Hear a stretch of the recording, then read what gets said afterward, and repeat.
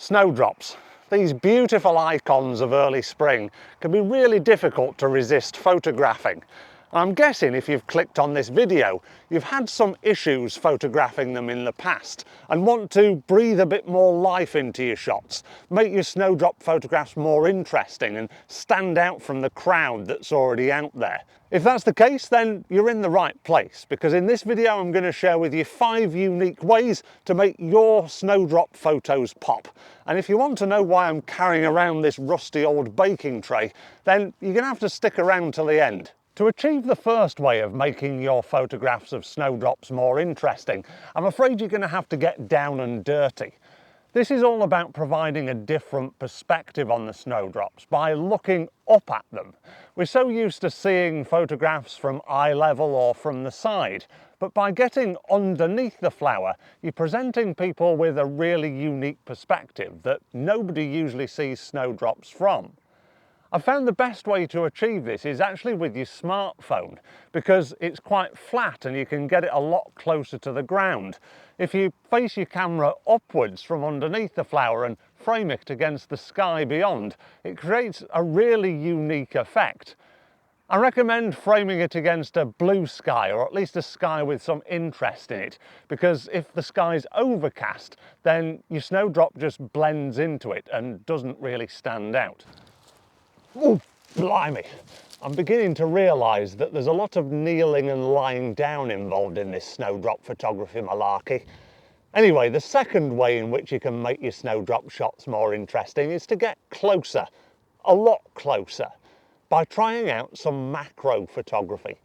Not only can you isolate a single flower within a bunch like this, you can also get even closer to pick out the intricate details within the petals and the main body of the flower itself. Again, you're providing people with a different perspective that they don't often see snowdrops from. The best way to achieve this is by using a specific macro lens, which will allow you to focus closer. But you can also achieve a similar effect by cropping into one of your photographs taken on a prime or zoom lens. If you want to learn more about macro photography, then make sure that you stick around to the end of this video. This is brilliant!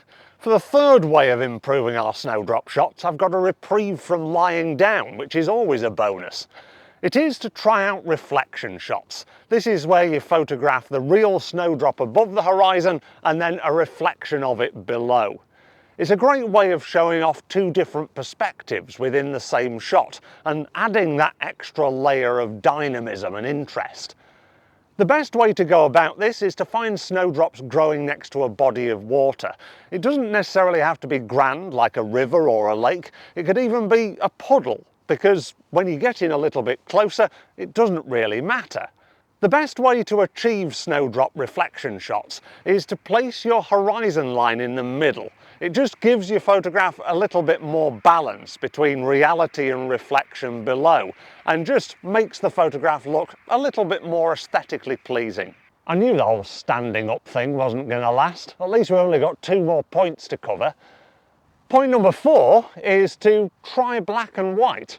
I know this might sound a little bit left field, but because snowdrop flowers are white in the first place, you can create some really interesting contrast between the flowers and the stems and everything else around them. Not only does it help to bring out that contrast, but it also draws your eye to textures within the flower and little details. It's a really interesting way of showing off snowdrops. Again, a different perspective and just a creative way that's going to stand out above all the other green and white photographs out there. Now, I know that you've been eagerly awaiting the reason why I've brought this rusting old baking tray out on a trip to take photographs of snowdrops. And in point number 5, all will be revealed. The 5th way in which we can make our snowdrop photos stand out is to take the studio outside. Now, by that I don't mean set up an expensive lighting rig or any other pointless paraphernalia for that matter. Just having a torch and something like this to provide a different background to your snowdrop shots can work absolute wonders. I've been using this baking tray to place behind the snowdrop to cut out all of that green mess in the background that can often clutter up our photographs.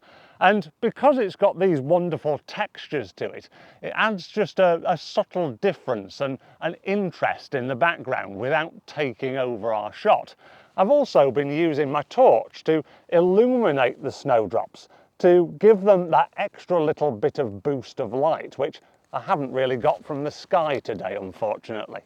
By doing this, we can create this very studio photographic effect and really give some punch to our outdoor snowdrop photographs. So there you have it, 5 unique ways to make your snowdrop photos stand out in a crowd. I hope you've enjoyed the video. If you have, then please give it a like and also consider subscribing to the channel if you haven't done so already. If you want to learn more about that macro photography, then you're going to want to watch this video next. I'm going to take my baking tray home now. I need it for my garlic bread tonight. Until the next video, it's bye from me for now.